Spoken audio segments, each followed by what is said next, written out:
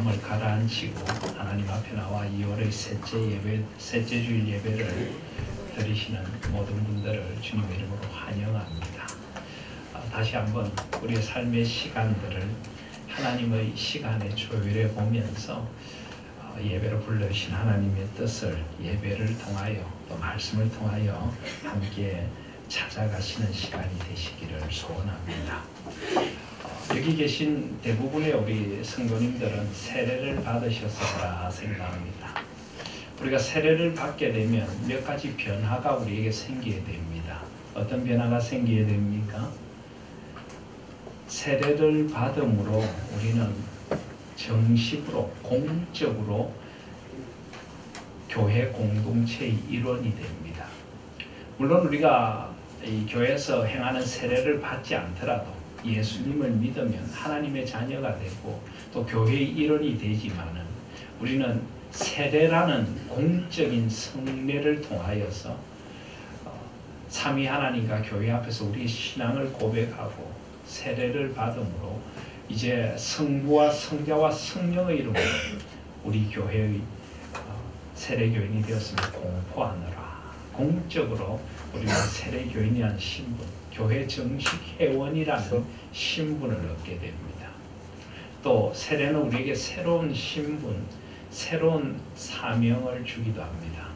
우리 개신교에서는 세례를 받은 후에 세례명이라는 것을 따로 쓰지 않죠. 그런데 로마 카톨릭 같은 경우는 세례를 받으면은 세례받은 사람에게 여러 세례명들을 주지 않습니까? 베드로니, 수산나니, 여러 세례명을 줍니다.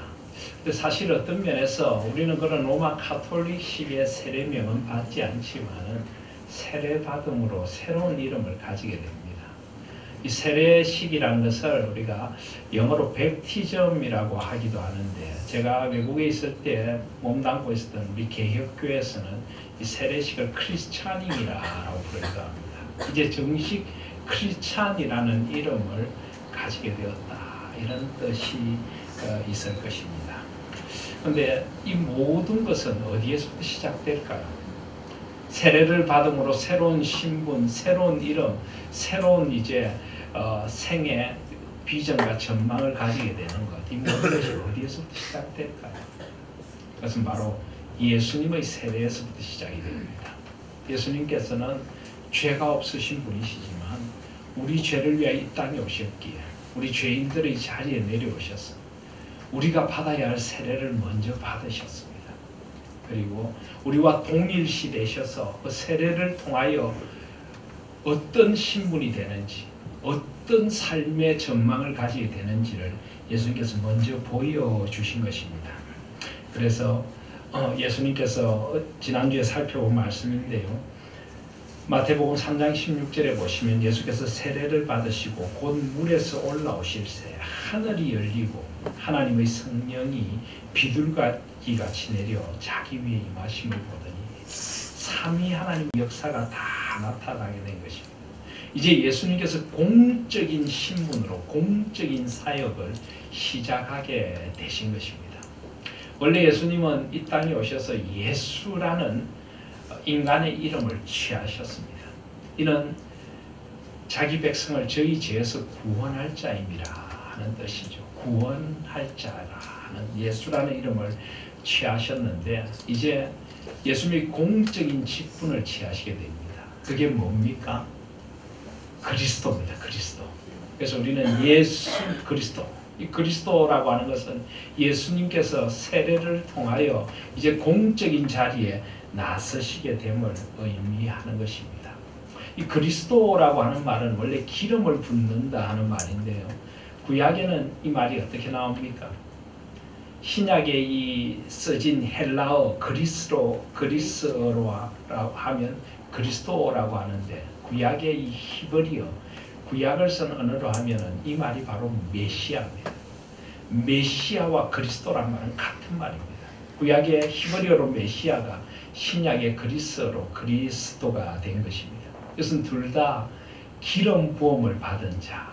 원래 이 구약 히브리어로 하면 메시아, 원래 신약 헬라어로 하면 크리스토스라고 하는데요. 이것은 다 기름 부음을 받은 자다 하는 뜻이 있습니다. 여러분, 구약에 어떤 사람에게 기름을 부었습니까? 왕을 세울 때 기름을 부었습니다. 사울 왕이나 다윗 왕을 세울 때 보면 기름을 부었습니다. 또요, 제사장을 세울 때, 아론과 같은 대제사장을 세울 때 기름을 부었습니다. 또요, 선지자를 세울 때 엘리야가 엘리사를 부르면서 기름을 부어 선지자로 세웠습니다. 예수님도 바로 그런 기름 부음 받은 공적인 직분자로 오셔서 이제 17절에 보면 하늘로부터 소리가 있어 말씀하시되 이는 내 사랑하는 아들이요 내 기뻐하는 자라. 원래 원어로 보면 이는 내 아들이요 내 사랑하는 자요 내 기뻐하는 자라. 이게 바로 그리스도라는 뜻입니다. 내 아들이요. 여러분, 하나님은 만왕의 왕이시고 만주의 주이십니다. 그런데 왕의 아들은 무엇입니까? 왕이죠, 왕. 하나님께서 내 아들이라. 바로 예수 그리스도가 왕이시라는 선포입니다. 그리고 내 사랑하는 자라. 여러분, 제사장이 하는 역할이 무엇입니까? 하나님의 사랑을 일깨워주는 것입니다.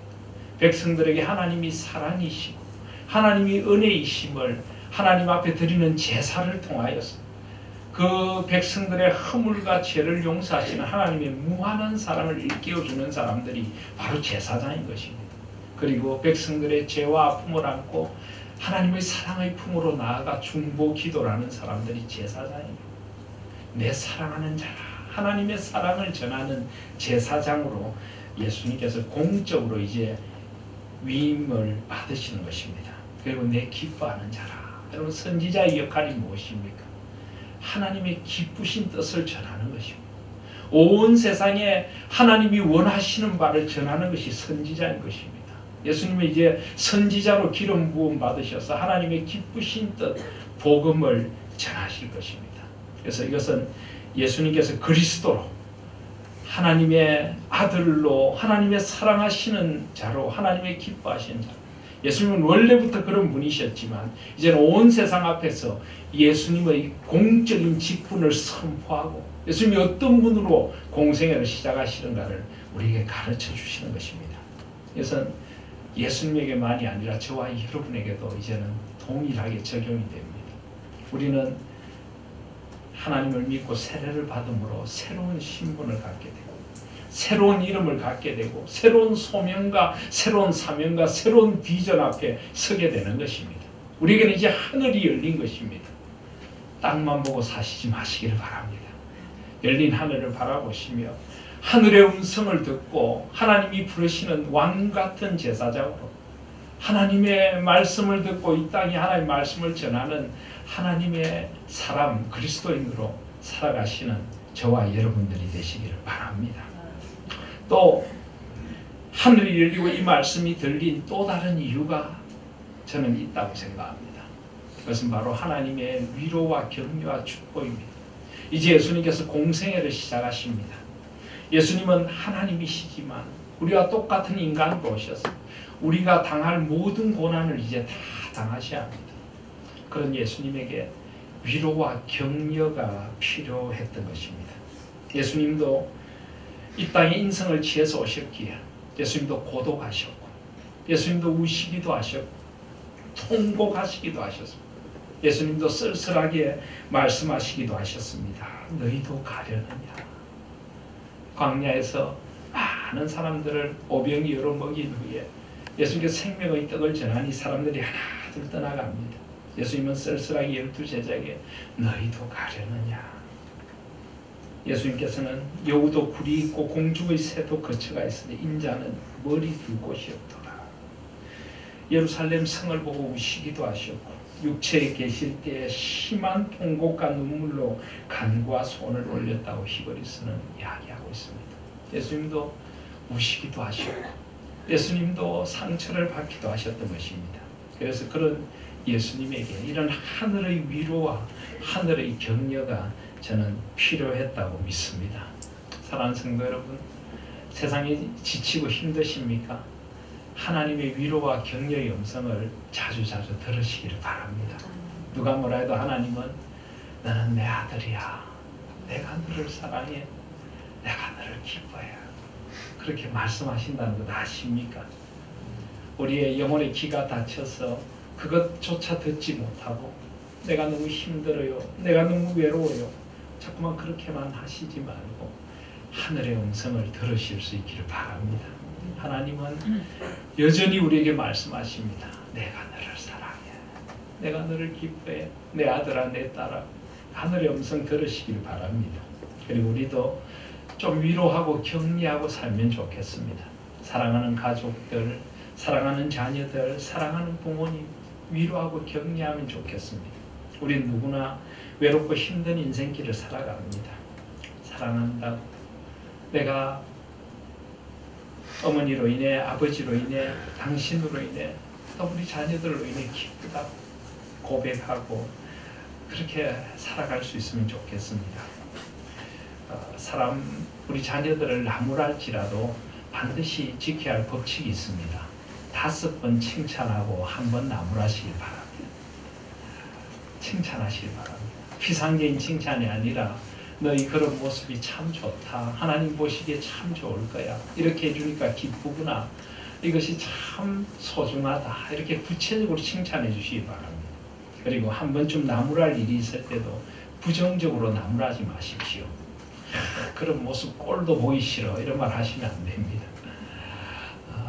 되도록이면 긍정적으로, 난 너가 이런 모습이면 더 좋겠어, 이렇게 하면 하나님께서 더 기뻐하실 거야, 이런 모습은 어떻니, 이렇게 우리 아이들을 일깨워주고 또 우리 부모님과 우리 더불어 살아가는 가족들, 더불어 살아가는 이들을 사랑한다고 기뻐한다고 칭찬하며 그렇게 세상을 살 수 있으면 얼마나 아름답겠습니까?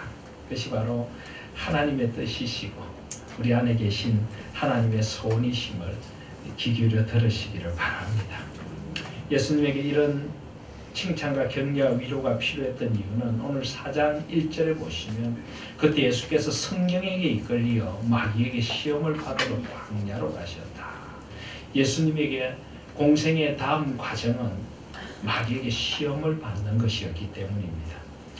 예수님께서는 이 적막한 쓸쓸한 광야에 나가셔서 이제 시험을 받으셔야 합니다. 2절에 보면 40일을 밤낮으로 금식하신 후에 줄이신지라. 여러분, 예수님이 왜 광야로 가셨을까요? 왜 시험을 받으셨을까요? 왜 40일을 밤낮으로 금식하셨을까요? 그것은 바로 우리 인간이 지은 죄 때문입니다. 여러분, 우리 인간은 광야에서 실패했습니다. 누가 제일 먼저 광야에서 실패했습니까? 아담과 하와가 광야에서 실패했습니다. 에덴 동산은 원래 광야가 아니었습니다. 너무나 아름다운 동산이었습니다. 그런데 하나님과의 약속을 어기고 스스로 하나님이 되려고 하나님이 금하신 나무의 열매를 따먹은 후에 그곳은 광야가 되었습니다.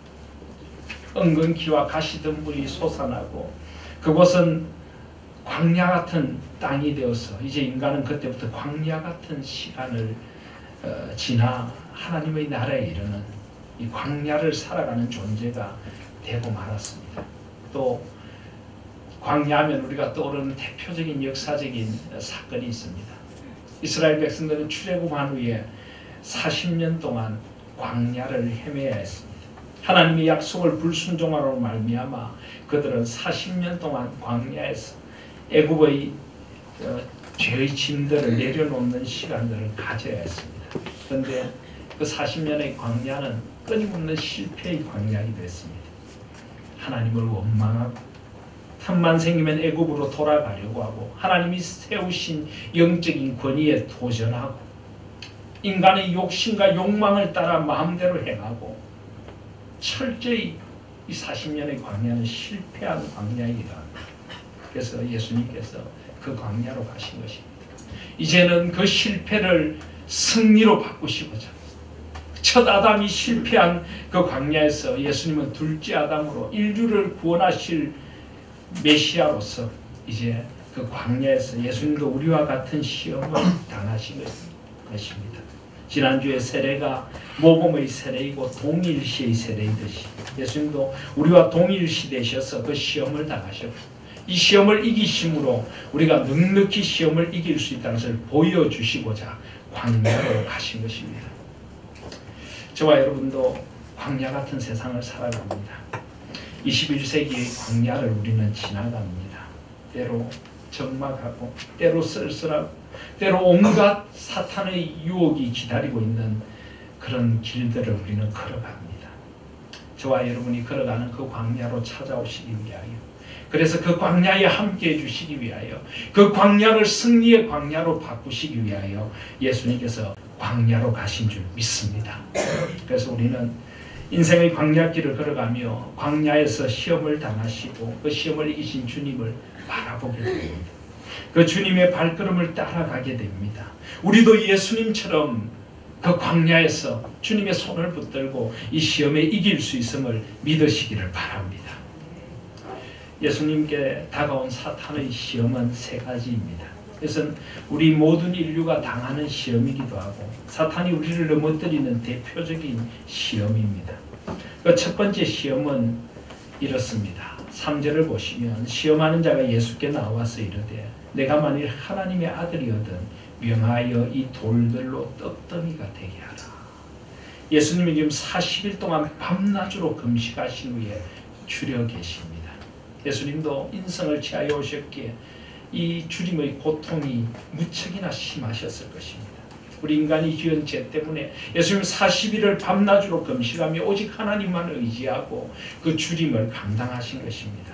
그런데 바로 그 주님의 시간에 사탄이 이 광야에 흩어져 있는 돌들을 들어서 떡덩이가 되게 하라, 떡으로 바꿔먹어라 하는 시험을 하는 것입니다. 여러분, 사탄은 언제나 우리의 가장 연약한 부분을 파고 들어옵니다. 주림, 육체적인 이 소욕, 이 굶주림과 이 육체적인 욕망들, 이것을 사탄은 파고 들어와서 우리를 시험하는 것입니다. 그리고 우리의 가치관을 이 땅에 떡으로 바꿔놓습니다. 우리의 존재 자체를 이 떡을 먹고 사는 우리의 존재 자체를 떡만 추구하는 존재로 바꿔놓는 것입니다. 이 사탄의 시험에 대한 예수님의 답을 보시기를 바랍니다. 4절에 보면 예수께서 대답하여 이르시되 기록되었으되 사람이 떡으로만 살 것이 아니요 하나님의 입으로부터 나오는 모든 말씀으로 살 것이라. 이 말씀을 자세히 보시면 예수님은 사람이 떡으로만 살 것이 아니라, 떡의 문제가 중요하지 않다는 건 아닙니다. 떡의 문제도 중요합니다. 그런데 문제는 떡으로만 살면은 뭐가 됩니까? 인간이 짐승이 되는 것입니다. 본능에 의하여 움직이는 존재. 오직 먹고 사는 문제에 매달려서 그것만을 추구하는 존재. 그것을 위해서라면 삶의 모든 것을 다 팔 수 있는 그런 존재. 이것이 바로 사탄이 원하는 존재로 전락하는 것입니다. 예수님은 그것이 아니라는 것입니다. 사람이 하나님의 입으로부터 나오는 모든 말씀을 살 것이라. 여러분, 우리의 생명이 어디에 있습니까? 우리가 떡을 먹고 사는 존재입니까?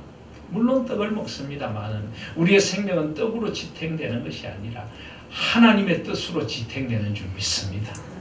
하나님께서 우리에게 생명을 주셨고 하나님께서 살라 하시니 이 땅에 우리가 사는 것이지, 이 땅에 떡이 있기 때문에 그 떡을 먹으니까 우리의 생명이 붙어있는 것 결코 아닙니다. 우리는 하나님의 뜻으로 사는 존재입니다. 그런데 사탄은 그 하나님의 뜻을 세상의 것으로 바꾸라고 합니다. 이것은 우선순위와 가치관의 문제입니다. 떡이 필요하지만은 떡이 우선순위가 되어버리면요, 오직 떡만을 추구하는 인생이 되어버리면 그 다음부터 하나님 자녀로서의 가치가 점점 사라집니다. 하나님의 말씀과 하나님의 뜻은 점점 뒷전이 되고 오직 먹고 사는 문제가 모든 문제가 되는 것입니다. 조금 더 잘 먹고 조금 더 잘 살고 조금 더 잘 누리고 오직 그 문제만 매달려 있으면요, 우리는 하나님의 뜻을 저버리게 됩니다. 그리고 먹고 사는 문제에 우리 영혼을 팔기 시작하면요, 하나님의 뜻하고 상관없는 하나님의 뜻과 반대되는 일이라도 돈이 된다면, 떡이 된다면 우리는 우리 영혼을 쉽게 파는 존재로 전락해버리고 마는 것입니다. 지금 사탄이 원하는 것은 우리가 이 세상의 메인자가 되는 것입니다. 하나님의 뜻에 사로잡힌 자가 아니라 세상의 매인자가 되는 것, 이것이 바로 사탄의 무서운 유혹인 것입니다. 사랑하는 성도 여러분, 우리가 무엇으로 사는지 한번 잘 생각해 보시기를 바랍니다. 이 세상에 많은 사람들이 떡의 문제에 매달려 살아갑니다. 오직 먹고 사는 문제에 매달려 무슨 짓이든지 서슴없이 행하며 살아갑니다.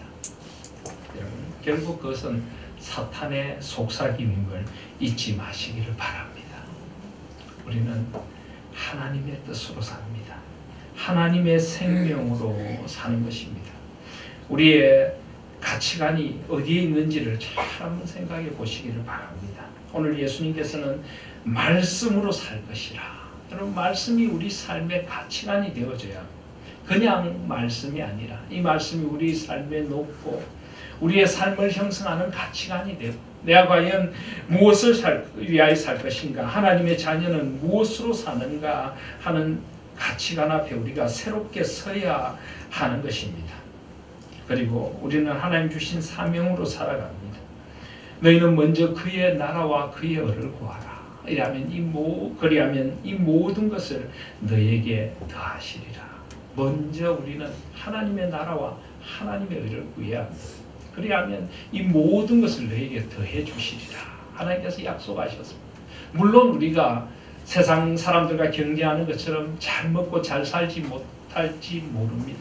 근데 그게 그만큼 우리 인생에 중요한 것은 아니라는 것입니다.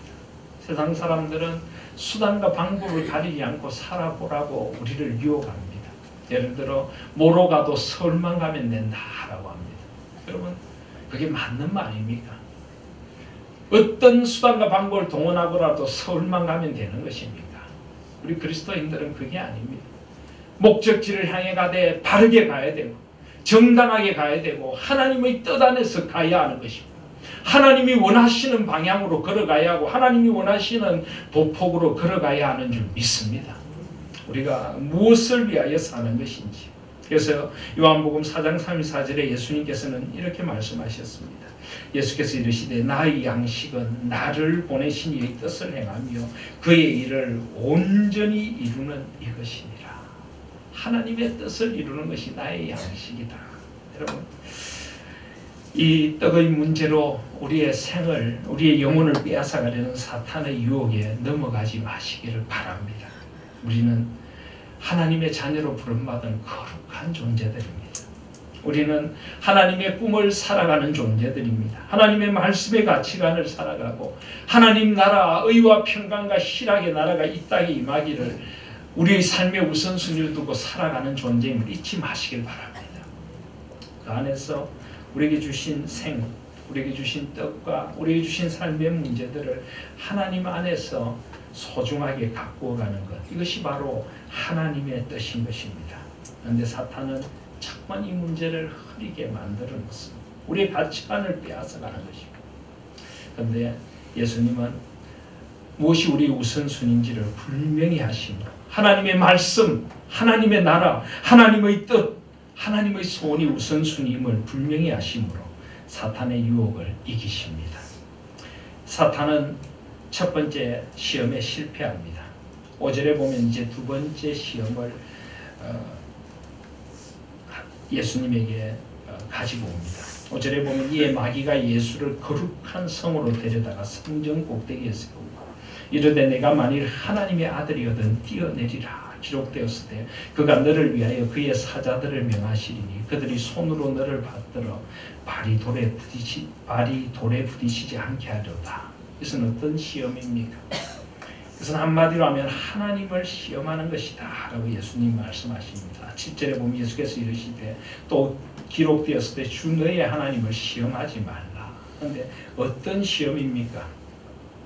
지금 이 시험을 가만히 보면요, 내가 만일 하나님의 아들이었다 그러면서 사탄도 시편 91편 말씀을 인용하여 교묘하게 시험을 합니다. 그러니까 말씀과 하나님과 그 하나님의 아들로서 주신 그 직분과 모든 것을 이용하여 결국 무엇을 하라고요? 너를 나타내라. 성전 꼭대기에서 뛰어내리면은 사람들이 박수갈채를 할 것이고 그걸 통하여서 너가 얼마나 위대한 하나님의 아들인가를 한번 보여보라 하는 것입니다. 자신을 드러내라 하는 것입니다. 여러분, 이 사탄이 하는 유혹 가운데 아주 교묘한 유혹이 이것입니다. 자기가 이 하나님이 받을 영광을 가로채고 자기가 스포트라이트를 받고 자기가 인정을 받고 자기가 사람들이 박수갈채를 받게 만드는 것, 자꾸만 하나님을 잊고 나에게 몰두하도록 만드는 이것이 사탄의 얼마나 무서운 유혹인지 모릅니다. 첫 번째, 물질의 유혹. 이것을 잘 이긴 사람도 이 유혹에 빠질 수가 있습니다. 물질의 유혹 앞에서는 담대하게 나는 내 영혼을 그런 먹는 문제, 그런 물질에 팔지 않겠어라고 이길 수 있는데요. 그 다음에 자기가 인정받고 싶은 욕구 앞에서 무너질 수가 있습니다. 어떻게 무너질까요? 내가 대단해. 내가 물질의 욕구도 이겼어. 저 물질에 얽매여 사는 사람들 보라고. 예수 믿는다고 하면서도 세상에 얽매여 사는 사람들. 나는 저 사람들과 차원이 달라. 나는 이 모든 욕구를 이기고 이제 하나님 앞에 인정받을 만한 자가 된 거야. 이것은 굉장히 멋있는 것 같은데 그렇게 우리가 넘어가는 순간 하나님이 아니라 자신을 드러내는 존재가 됩니다. 하나님의 영광을 가리고 자신이 인정받고 자신이 추앙받는 자리로 나아가게 되는 것입니다. 사탄은 얼마나 교묘하게 우리의 인정의 욕구를 가지고 이런 시험을 합니다. 사람은 누구나 인정받고 싶습니다. 근데 어떤 인정일까요? 전에 우리 성탄절 행사를 할 때 우리 교회에서 가장 어린 꼬맹이를 제가 잠깐 본 적이 있습니다. 꼬맹이가 제 옆에 앉아서 아주 이 제대로 손도 아직 어설픈 손으로 이 교회에서 나눠준 감귤을 까더라고요. 감귤을 이렇게 까는데 껍질을 조금 까고는 껍질을 좀 깔 때마다 저를 보면서 그럽니다. 이것 봐, 내가 했어. 이것 봐, 내가 했어. 얼마나 그 모습이 귀엽던지요. 여러분, 어린애기가 이것 봐, 내가 해서 하면 얼마나 귀엽습니까? 근데 어른이 되어도 그런 사람이 있어요. 이것 봐, 내가 했어. 뭘 조금만 해놓고 나면 인정받고 싶고, 뭘 조금만 해놓고 나면 자기를 드러내고 싶고, 끊임없이 자기를 드러내려고 하는 이 욕구. 사탄은 지금 이 욕구를 교묘하게 부채질을 하고 있는 것입니다. 이런 것은 심리학적으로 아주 유아기적인 상태에 머물러 있습니다. 자기 중심적이고 인정받고 싶고 사람들의 칭찬을 그저 듣고 싶어서 모든 것을 하고 동기가 그것이 되는 것. 여러분, 이것은 좀 지나치면요 아주 다른 사람을 무시하고 아주 강한 승부욕에 집착해야 돼요. 내가 더 인정받으려고 하고 내가 더 높아지려고 하고 이런 병적인 현상에 집착을 하게 되는 것입니다. 요즘 동계올림픽이 계속되고 있는데요. 물론 이 올림픽이 그리스에서 처음 시작되었을 때는 기독교적인 정신과는 아무 관계가 없습니다. 그런데 1894년에 프랑스인 구베르탱에 의해서 근대올림픽이 시작된 것은 상당히 어떤 우리 기독교적인 이상과도 좀 관계가 있을 수 있습니다. 인종차별, 경제적인 차별, 서구의 식민지 차별, 이 모든 차별들을 넘어서서 온 인류가 하나가 되는 이 화합과 온 인류의 평화를 위하여 이 근대 올림픽이 시작이 되었고, 이 올림픽 정신은 이 건강한 스포츠 정신 안에 건강한 이 정신을 가지고 온 인류를 하나 되게 한다 하는 그런 뜻이 있습니다. 그런데 이 올림픽이 열리는 모습을 보면서 그런 긍정적인 측면도 여전히 없는 것은 아니지만 한편으로 우리는 참 씁쓸함을 느끼게 됩니다. 지나친 경쟁, 지나친 자본주의화된 이 올림픽의 이 모습들. 그래서 요즘은 이 스포츠도 과학이 되다 보니까 아주 이 전 세계적으로 부유한 나라들이 이 올림픽의 무대를 차지하죠. 그래서 이 나라의 그 부를 자랑하고 국력을 자랑하는 그런 잔치가 되어버려요. 좀 가난하고 힘없는 나라들은 철저히 소외되기도 하고, 또 이 올림픽이 지나친 경쟁이 되다 보니까 이 메달을 향한 집요한 그런 어떤 사람들의 이 승부욕을 부추깁니다. 그래서 메달을 따기 위해서라면 온갖 금지된 약물들도 먹기도 하고 수단과 방법을 가리지 않습니다. 그리고 이 금메달이나 이 특정한 메달을 받은 사람들에게만 이 스포트라이트가 주어집니다. 물론 그들의 노력도 중요하지만 4년 동안 노력하고 함께 뛴 이 많은 메달을 받지 못하던 사람들은 쓸쓸한 실패자가 되는 이 현장, 이것이 바로 약육 강식, 이 무한 경쟁의 세상을 그대로 우리에게 보여주는 것 같아 참 씁쓸합니다. 여러분, 하나님은 우리를 경쟁의 대상으로 짓지 않으셨습니다. 나만 인정받고 나만 사람들의 박수갈채를 받으라고 짓지 않으셨습니다. 우리는 서로를 인정해주고 서로를 격려하고 서로 위로하며 함께 소망하라고 이 세상을 만들어 주셨고 우리를 만들어 주신 줄 믿습니다. 그래서 저는 우리 그리스도인들이 너무 성부에게 사로잡힌 걸 보면 좀 위험해 보일 때가 있습니다. 그럼 운동을 하더라도 너무 성부에게 사로잡히지 마시길 바랍니다. 제가 유학을 가서 처음에 그 유학하고 있는 유학생들이 테니스를 치는데 저도 테니스를 한번 배워보려고 갔습니다. 아마 테니스를 제가 배웠으면 이 몸매가 안 됐을지 모르겠습니다만 그런데 한 일주일 제가 나가다가는 그만 발을 끊었습니다. 유학생들이 가난해서 그런지 모르겠는데 이 테니스를 한 2시간 치고 이 콜라 한 병 내기랍니다. 근데 이 콜라 한 병을 차지하기 위해서 정말 막 혈기에 가득해가지고 온갖 화를 내면서 이 테니스를 치는 그런 모습을 보면서 그것도 많은 그리스도인들이 야 이건 아니다. 여러분 너무 지나친 성부욕은 우리의 영적인 상태를 아주 해칠 수가 있습니다. 우리 그리스도인들 가운데 다른 사람들을 함부로 조롱하고 뭐 어떤 경기에 있어서 자기가 조금 우월하다는 것 때문에 다른 사람의 약점들을 아주 비웃고 이런 사람들은 그리스도의 마음을 좀 더 생각해 볼 필요가 있습니다. 자기중심성, 이 자기중심성으로부터 벗어나야 합니다. 그래서 우리가 인정의 욕구를 어디서 채워야 할까요? 하나님께 채워야 합니다. 하나님께. 우리가 사람의 기쁨을 구하려 하나님의 기쁨을 구하려. 우리가 사람의 기쁨을 구하는 것이었다면 그리스도의 종이 아니니라 내가 라고 사도 바울은 이야기하죠. 여러분, 하나님의 인정을 구하고 하나님의 위로를 구하는 사람들, 정말 하나님께서 알아주시면 된다는 것에 사로잡힌 사람들은요, 세상 사람들의 인정에 그렇게 연연하지 않습니다. 세상이 뭐라고 하느냐 그렇게 중요하지 않은 것이고 오직 하나님 앞에서 나의 모습이 어떠한가. 물론 우리가 사람들에게도 덕을 세워야 되고 사람들을 축복해야 되지. 하나님께서 나를 어떻게 보시는가. 하나님의 인정을 구하실 수 있는 저와 여러분들이 되시기를 바랍니다. 하나님이 알아주시면 되는 것입니다. 그리고 하나님은 우리가 내가 박수갈채 받기보다는 다른 이를 박수 쳐주기를 원하고 더불어 살아가는 아름다운 세상을 만들기를 원하시는 것입니다. 그래서 하나님을 이용해서조차도 시험을 하는 이 어리석은 사탄에게 하나님을 시험하지 말라. 하나님이 원하시는 것은 우리가 하나님 앞에 선 존재가 되는 것이고 내가 박수갈채 받고 서로 경쟁하는 것이 아님을 예수님은 분명히 밝히셨습니다. 마지막으로 마귀는 예수님을 데리고 지극히 높은 산으로 가서 천하 만국과 그 영광을 보여줍니다. 그리고 내게 엎드려 경배하면 이 모든 것을 내게 주리라.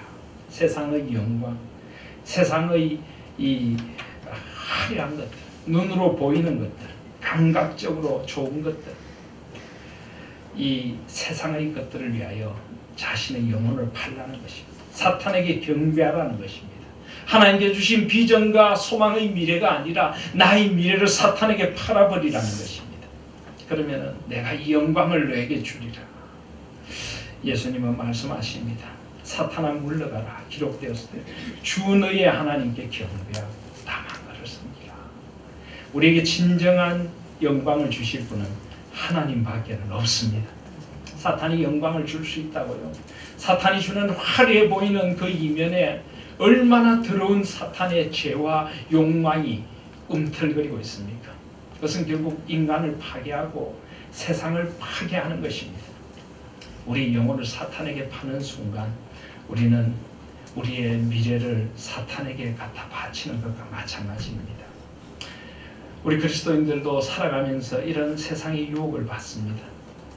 세상이냐 하나님이냐, 세상이냐 하나님의 말씀이냐, 세상의 화려함, 세상의 좋음이냐, 하나님 앞에서 그리스도인으로서의 거룩한 모습으로 살아갈 것인가. 사랑하신 성도 여러분, 어리석게 우리 영혼을 잠깐 있다가 사라질 것에 팔지 않는 저와 여러분들이 되시기를 바랍니다. 세상이 영원한 것은 세 가지밖에 없습니다. 하나님과 하나님의 말씀과 하나님의 뜻을 행하는 자들이 영원하다고 성경은 이야기하고 있습니다. 영원한 가치, 영원한 소망, 영원한 영광을 붙드실 수 있는 저와 여러분들이 되시기를 바랍니다. 하나님께 경배하고 하나님을 섬기는 자들에게 주시는 이 하나님의 영광을 바라보실 수 있기를 바랍니다. 예수님께서는 그 하나님의 영광으로 사탄의 유혹과 시험을 이기십니다. 그래서 마귀는 예수를 떠나고 천사들이 나와 수종되니라.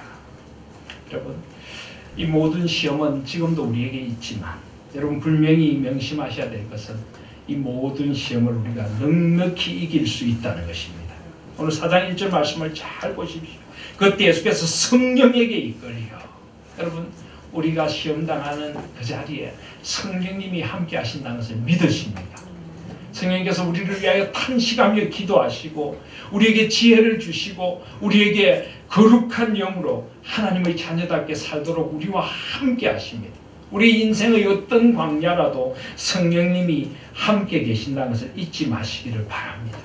그리고 예수님은 이 시험을 이기셨고 말씀으로 이기셨고 지금도 말씀으로 우리 가운데 거하시고 또 하나님 우편에서 우리를 위해 간구하시고 성령으로 우리와 함께 하시며 우리를 인도하십니다. 예수님을 바라보십시오. 예수님처럼 우리도 시험을 이길 수 있는 것입니다. 넉넉히 이길 수 있는 줄 믿습니다. 세상의 시험을 너무 두려워해서도 안 됩니다. 가볍게 보아서도 안 되지만 사탄은 자꾸만 우리의 목을 조읍니다. 마치 이것이 없으면 살아가지 못할 듯이, 이것이 아니면 경쟁에서 뒤지는 듯이, 이것이 아니면 큰 손해를 보는 듯이 여러분 쏟지 마시기를 바랍니다. 세상의 셈법에 우리 인생을 맡기지 마시기를 바랍니다. 하나님을 바라보십시오. 영원한 주님의 나라를 바라보시길 바랍니다. 그래서 우리에게는 진정한 믿음과 소망과 사랑이 필요합니다. 믿음. 언제 어디서나 성령님이 우리와 함께 하시고 하나님께서 우리의 시험의 자리에 우리를 도우시며 예수님께서 우리와 함께 하시며 하나님 나라의 비전을 열어 보여주신다는 믿음을 가지시기를 바랍니다. 우리가 이 시험을 이길 수 있다는 담대한 믿음을 가지시기를 바랍니다. 이길 수 있습니다. 그리고 사랑하십시오. 하나님을 뜨겁게 사랑하시길 바랍니다. 말씀을 뜨겁게 사랑하십시오. 하나님께 주신 나의 소중한 하나님께 주신 영원한 생명을 제대로 사랑하시기를 바랍니다. 우리 이웃들을 하나님의 사랑으로 사랑하실 수 있기를 바랍니다. 그리고 하나님의 비전을 바라보는 소망의 눈이 열려지시길 바랍니다. 잠깐 있다가 사라질 것에 우리 영혼을 팔지 말고 영원하신 하나님 나라의 비전을 바라보며 소망의 눈을 들어 하나님의 꿈을 꾸실 수 있기를 바랍니다. 그리고 이기시고 하나님 안에서 살아가시기를 바랍니다.